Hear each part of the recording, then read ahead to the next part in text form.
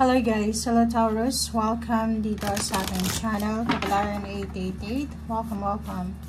Alamin natin ko ng messages, vibration, gabay energy, ito para sa last 2 weeks ng November 2024. Ito ay general reading, so I hope na makuha mo Taurus yung message sa 2 weeks na to. Okay. Ang first card mo dito is a blessing of, a blessing for solace and hope, 41-5. Pwedeng makaresonate dito yung lahat ng Taurus na may pinagdaanan na sobrang nakakalungkot na sitwasyon o yung parang miserableng buhay. Comment down below yung mga Taurus na dumaan sa relationship na sobrang toxic, sa isang financial problems, financial scarcity, na down ka talaga, na feeling mo wala nang pag-asa.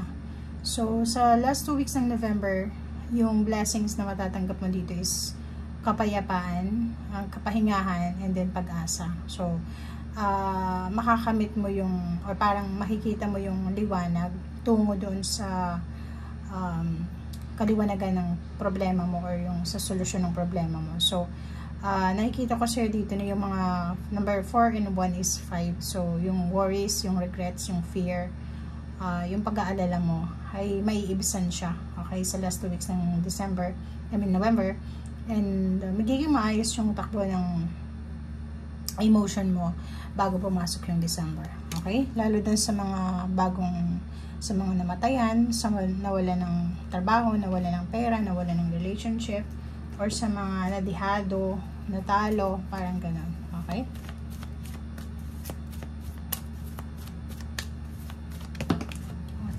Next card natin is Angel of Strength. So, Taurus, nandito si Angel of Strength para bigyan ka ng courage, ng strength, ng power, ng empowerment. So, it's number 5, 55. Sinasabi dito sa'yo na kailangan mong magpakatatag.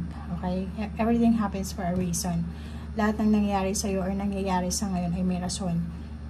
Kailangan mong magpakatatag kasi kung halimbawa isa kang breadwinner, ikaw ay yung parent, pag nakita ka ng mga nagmamahal sa'yo or umaasa sa'yo na ganyan yung emotion mo, mawawalan din sila ng pag-asa. So dito sinasabi na be strong, be courageous, be brave. Yun yung sinasabi sa'yo. Okay? Taurus.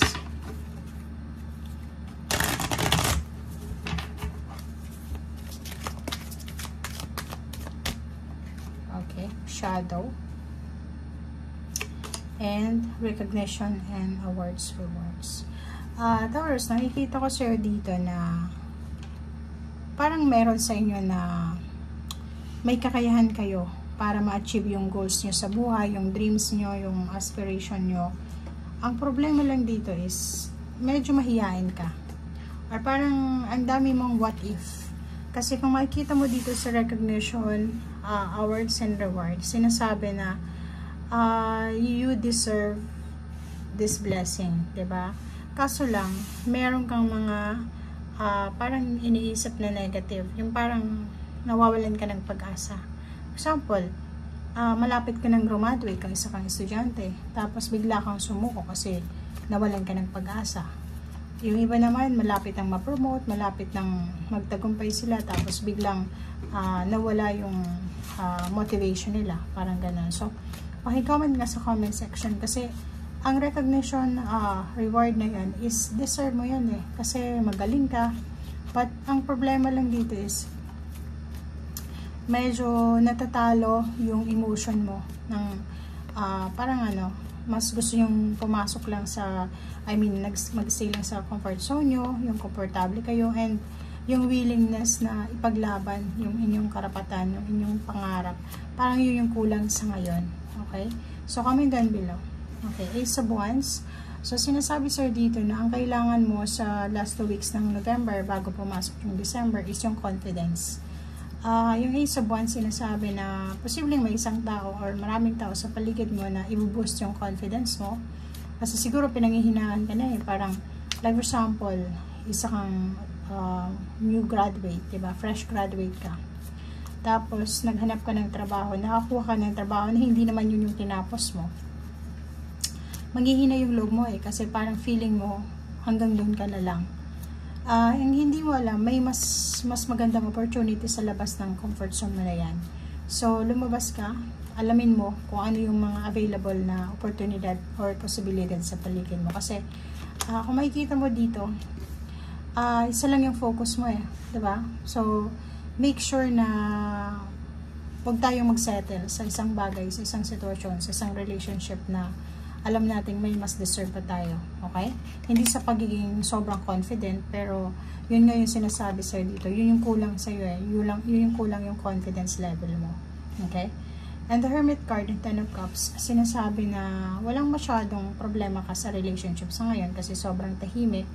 And kung makikita mo yung Hermit is, nakikita ko sa'yo dito na nag-spend ka ng maraming oras sa pag-iisip, sa katahimikan, diba? Yung parang may Taurus ditong wala siyang ginagawa kundi mag-meditate, mag-contemplate, or yung mag-imagine, magmuni-muni, tulala, parang gano'n. So, comment down below if you resonated.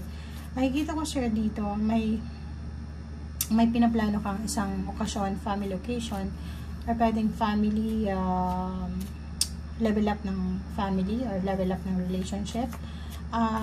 Busy ka sa pag-iisip, and kung makikita mo dito, isang financial success ang posibleng papasok sa buhay mo nang hindi mo nalalaman kasi nakafocus ka sa isang bagay So, sinasabi sa'yo dyan na kailangan mong maging aware, maging mapagmatsyag ka. Kasi, etong 8 of Pentacles na to, siya yung magdadala ng emotional freedom sa pamilya mo.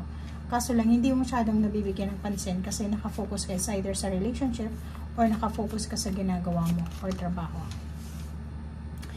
Zero the Fool, nakikita ko sa'yo dito na kung may pagkakataon ka na makatanggap ng offer, na lumipat sa ibang trabaho, ibang negosyo, or ganito ganyan, i-grab mo na yung opportunities na to kasi pwedeng magsisi ka sa bandang huli. So, for example, yung 8 of Pentacles, may isang risky dito na offer, diba? Like, may mag-offer sa'yo ng trabaho sa ibang bansa, tapos hindi ka pa naman kahit nakapunta ng city like Maynila, i-grab mo yung opportunity na yan kasi paano mo papatunayan yung kakayahan mo o hindi mo susubukan, diba?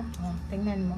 Chariot, isang napakabilis siya. Mabilis na success, mabilis na prosperity and abundance, mabilis na pagsisimula, mabilis na magiging stable yung usaping financial mo.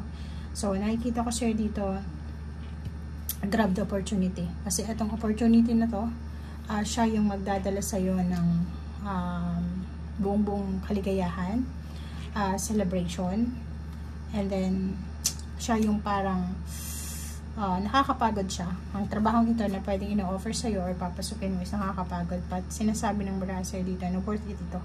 Okay, dito ka posibleng yayaman, magiging masaya, magpo-promote, or dito ka talaga nababagay. Okay? Thank you guys. Bye!